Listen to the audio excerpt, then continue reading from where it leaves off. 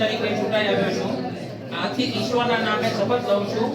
ખાતરીપૂર્વક પ્રતિજ્ઞા કરું છું કે હું કાયદા દ્વારા સ્થાપિત ભારતના બંધારણ પ્રત્યે સાચી શ્રદ્ધા અને નિષ્ઠા રાખીશ અને હું દ્વેષ વિના મારી શ્રેષ્ઠ પ્રતિજ્ઞા ક્ષમતા દ્વારા જ્ઞાન અને વિવેક અનુસાર દ્વારા મુદ્દાનું ફરજ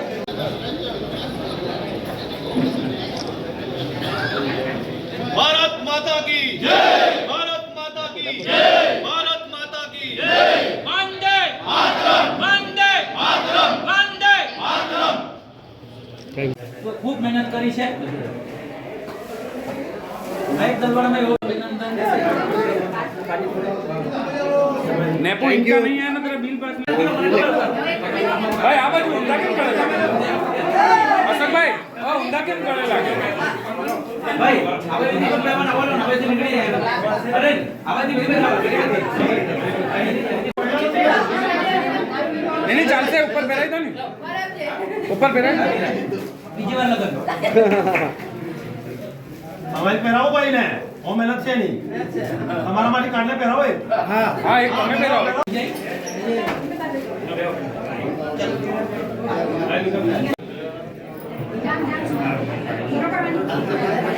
पहले हम देखो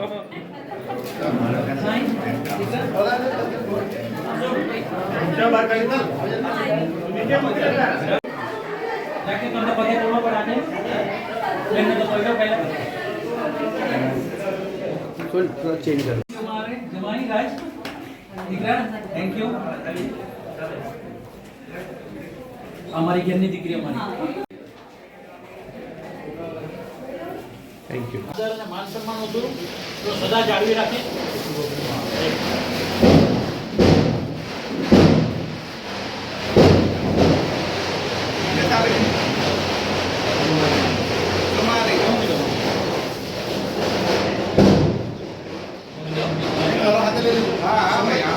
હવે તમે આવી જાઓ થેન્ક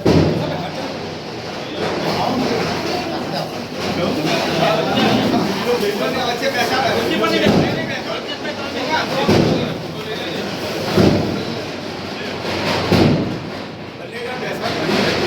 વેરી વેરી મચ.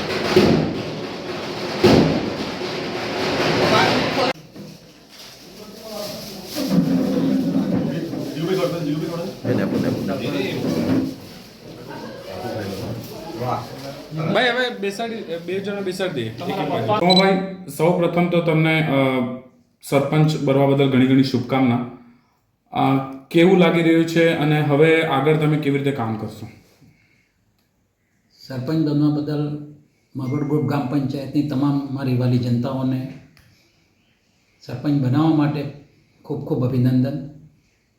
હું ઘણા વર્ષોથી છેલ્લા કમસે કમ 25 વર્ષથી આ રાજનીતિમાં છું અને લોકોની વચ્ચે સેવા બી કરી છે, લોકોની સેવા કરતો આવ્યો છું અને આવનારા દિવસોમાં જે અમને ગામજનોએ મોકો આપ્યો છે એ લોકોના માટે હું સદાય રાત દિવસ એમના કામો માટે તત્પર રહીશ.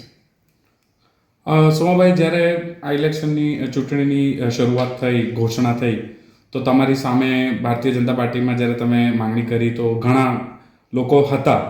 તો તે સમયે પાર્ટીએ તમારા પર ભરોસો રાખ્યો અને ત્યારે તમારા પર કેવું મગજમાં હતું, કેવી રીતે કરવું છે, અને જ્યારે તમે ઉતરી ગયા ત્યારે પબ્લિકથી તમને કેવી રીતે આવકારો મળ્યો?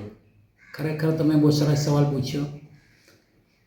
જ્યારે મેં પહેલી વાર ભારતીય જનતા પાર્ટીની ટિકિટ માંગી ત્યારે મને પૂરી ભારતીય જનતા પાર્ટી ઉપર અને મારા પોતાના આત્મવિશ્વાસ પર મને ભરોસો હતો કે જો અગર ભારતીય જનતા પાર્ટી મને ટિકિટ આપશે તો ખરેખર એની ઉમ્મીદ અને માનનીય શ્રી નરેન્દ્રભાઈ મોદીજીનું વિઝન છે આપણા દમણ દીવ દાદરા નગર હવેલી અને લક્ષદ્વીપના પ્રશાસક શ્રી પ્રફુલ્લભાઈ પટેલજી, જેમણે છેલ્લા 9.5 વર્ષમાં કાર્યકાળમાં જે લોકો સમક્ષ દમણની એક નવી દિશા ચીંધી છે એ તમામ કામોને પ્રધાનમંત્રીજી મોદીજીના કામોને, પ્રશાસક શ્રી પ્રફુલ્લભાઈ પટેલજીના કામોને હું પ્રજા સમક્ષ લઈ જઈશ અને ભારતીય જનતા પાર્ટીના કરેલ જે કામો છે, જે ભારતીય જનતા પાર્ટીની વિચારધારા છે એ પબ્લિક સુધી લઈ જઈશ. અને મને પૂરો વિશ્વાસ હતો કે આ ભારતીય જનતા પાર્ટીની ટિકિટ મળવાથી પબ્લિકની અંદર જે ઉત્સાહ છે, જે ભારતીય જનતા પાર્ટી પ્રત્યે જે લાગણી છે, એમાં હું ખરો ઉતરીશ એવી મને પૂરો વિશ્વાસ અને ભરોસો હતો. ચૂંટણી પહેલા તમારું એક ઇન્ટરવ્યુ આવેલું કે આ મહત્વની પંચાયત થઈ ગયેલી, સમગ્ર દમણની 16 પંચાયતના લોકો જી. ખાસ કરીને મરવડ પર ધ્યાન રાખતા હતા. જી આરોપ પ્રતિ આરોપ લાગતા રહ્યા, આ રાજનીતિનો અખાડો બની ગયા, તમારા શબ્દ હતા. જી. તો તેવા સમયે તમારા મગજ પર પ્રેશર કેવું હતું? પ્રેશર તો શું, રાજનીતિ છે અને વર્ષોથી પહેલાં કીધું તેમ છેલ્લા હું 25-30 વર્ષથી કોલેજ કાળથી આ રાજનીતિમાં હતો.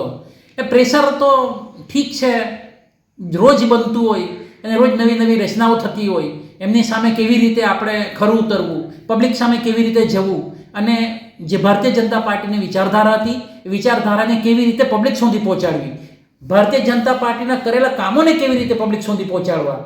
જેવી રીતે મારા મરવડ ગ્રુપ ગ્રામ પંચાયતમાં નમોપથ બનેલું, એ નમોપથને મેં પબ્લિક સુધી પહોંચાડ્યું. જે રોજગારી મરવડ ગ્રુપ ગ્રામ પંચાયતના લોકોને મળી એ રોજગારીને મેં ઘર સુધી પહોંચાડી. કે આપણે આ પ્રદેશમાં મરવડ ગ્રુપ ગ્રામ પંચાયતમાં જે નમોપથ બન્યું એનાથી આપણા મરવડ ગ્રુપ ગ્રામ પંચાયતને કેટલો ફાયદો થયો, કેટલો વિકાસ થયો એ હું ઘરે સુધી લઈ જવામાં સફળ રહ્યો. અને આ જ કારણસર ભારતીય જનતા પાર્ટીને મેં પ્રચંડ જીત મરવડ ગ્રુપ ગ્રામ પંચાયતમાં અપાવી, એવો મને પૂરેપૂરો આત્મવિશ્વાસ છે. સોમાભાઈ, તમારી પ્રાથમિકતા શું હશે હવે?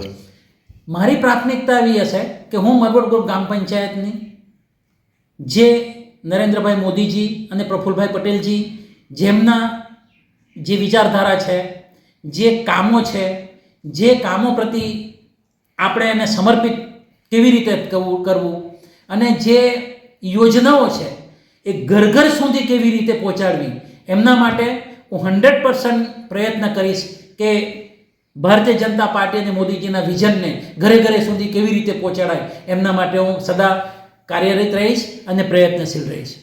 સોમાભાઈ, મરવડ એક ગ્રુપ ગ્રામ પંચાયત છે જેમાં પ્રદેશના બે મોટા ગામ એટલે મરવડ અને ખાસ કરીને દલવાડા, જે હંમેશાથી એક રાજનીતિનો એક મોટો નામ રહ્યું છે. તો એક તમારી સમક્ષ જે તમારા અપક્ષ સામે હતા તે ગામના હતા, તમે મરવડ ગામના હતા, અને લોકોમાં ઘણી ચર્ચા થઈ ગયેલી કે એક આમ આપશું, અમે એક ગામ થઈ ગયા. તો આ જે બધું સિનેરિયો બનેલો હતો તો તેને તમે કેવી રીતે તોડ્યું અને પોતા તરફ આખું સિનેરિયો પોતા તરફ તમારી પબ્લિકને લઈ આવ્યા, ખાસ કરીને દલવાડાની પબ્લિકને? જો હું દલવાડા ગ્રુપ ગ્રામ પંચાયતને પહેલાં તો હાથ જોડીને તમામ જનતાઓને મને સાથ આપવા બદલ હું ખરેખર એમનો તહેદિલથી આભાર વ્યક્ત કરું. કેમ કે એ લોકોએ દલવાડાના જે મેં પહેલાં પણ કીધેલું કે રાજનીતિક અખાડો બનાવી દીધો છે. આ અખાડાને ચક્રવ્યૂહને કેવી રીતે તોડવું એ પહેલાં મારા મગજની અંદર પ્લાન હતું. મને ખબર હતી કે ભારતીય જનતા પાર્ટીના ઉપર વોટ માંગવા એટલે લોકો સુધી કેવી રીતે વાત પહોંચાડવી. કેમ કે મરવડમાં 1480 વોટ હતા અને દલવાડાની અંદરમાં 2500ની નજીક વોટ હતા.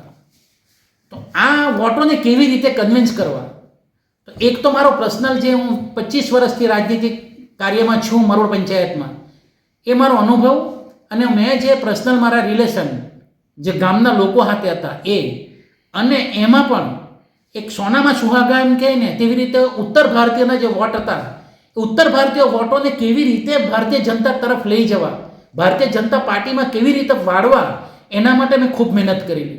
કેમ કે ત્યાંના લોકોમાં એવું હતું કે 2500 વોટ અમારા છે, મરવડના 1400-1500 જ વોટ છે, તો અમે આરામથી જીતીશું. પણ મેં જે વિઝન હતું ભારતીય જનતા પાર્ટીનું અને બહારની વોટર્સ જો છે ઉત્તર ભારતીયો અને બીજા બી પ્રાંતના વોટર્સ હતા, એ તમામ વોટર્સને મેં મોદીજી અને નરેન્દ્રભાઈ મોદીજીના કામો અને પ્રફુલ્લભાઈ પટેલજીના કામોને સમક્ષ લઈ ગયો અને એ લોકોને કીધું કે ભારતીય જનતા પાર્ટી જીતશે અને હું ભારતીય જનતા પાર્ટીનો કેન્ડિડેટ છું. આ કેન્ડિડેટ જીતવાથી મોદીજીનો હાથ મજબૂત થશે, પ્રશાસનને કામોમાં આપણને મજબૂતી મળશે અને મરવડ ગ્રુપ ગ્રામ પંચાયતમાં જે એક સિનારીઓ બનેલો છે કે મરવડ અને દલવાડા વચ્ચે એને કેવી રીતે એકતા લાવવી, એ સૌથી મોટું મારા માટે એક પડકારજનક હતો વાત.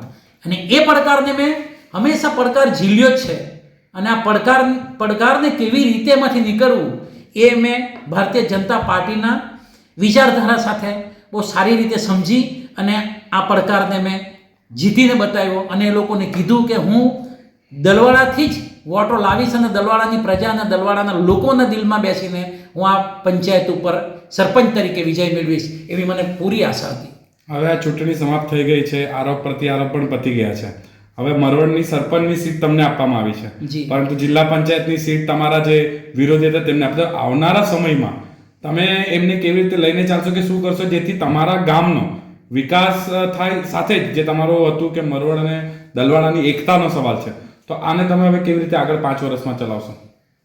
ઇલેક્શન પૂરું થયું, હવે કોઈ દેશભરાવ કે કોઈના પ્રતિ વેરભાવ તરીકે રાજનીતિ ના કરવાની હોય.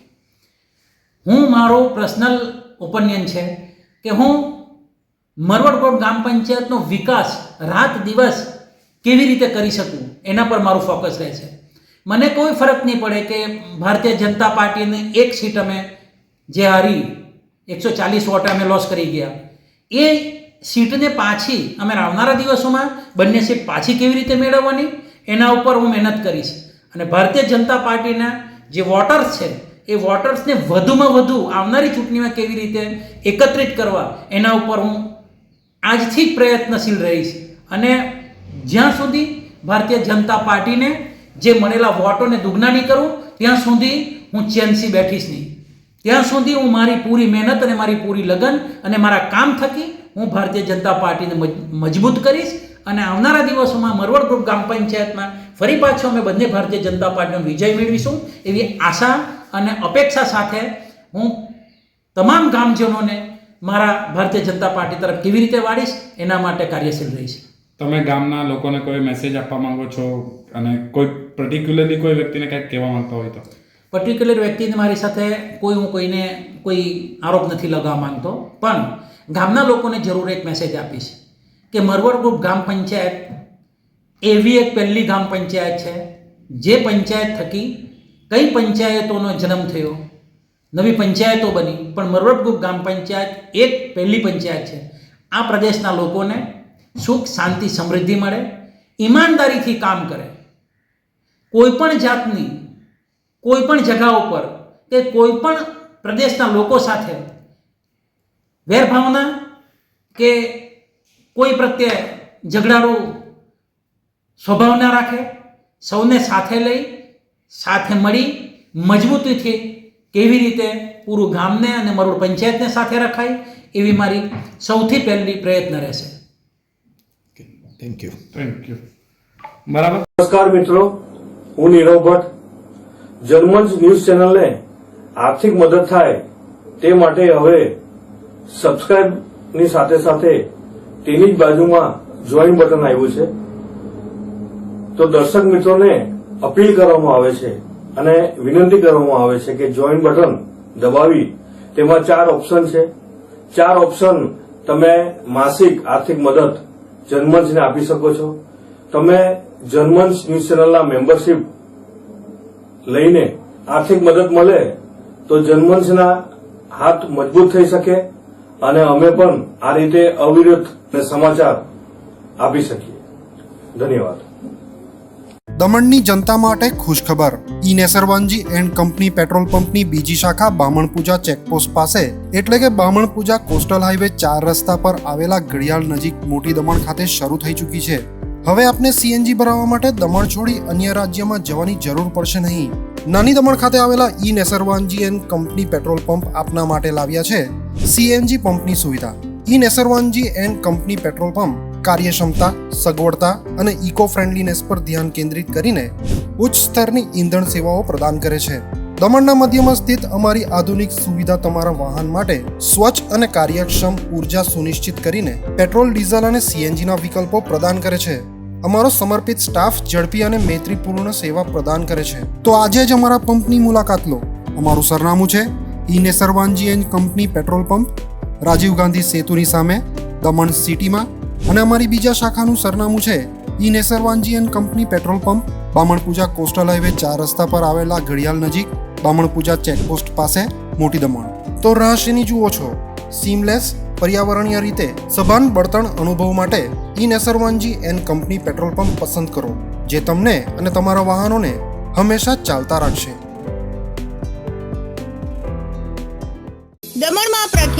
યસ સિરામિક એન્ડ પ્લાયવુડ, જે છેલ્લા 20 વર્ષથી મોટી દમણમાં કાર્યરત છે, જ્યાં તમને sanitary wares, tiles, fancy CP bath fittings and accessories, PVC pipe fittings, SS sink, water tanks and plywood વગેરે.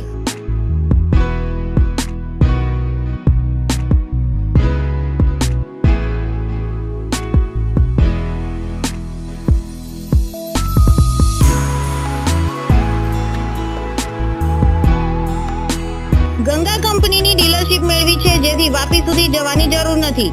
તમામ આઇટમ્સ વ્યાજબી ભાવે દમણમાં જ મળી રહેશે. પ્લમ્બિંગ માટે કામદાર ઉપલબ્ધ. સરનામું 7335 main road opposite Raj hardware and electrical, મોટી દમણ. Mobile number 9898217712 and 7016373483.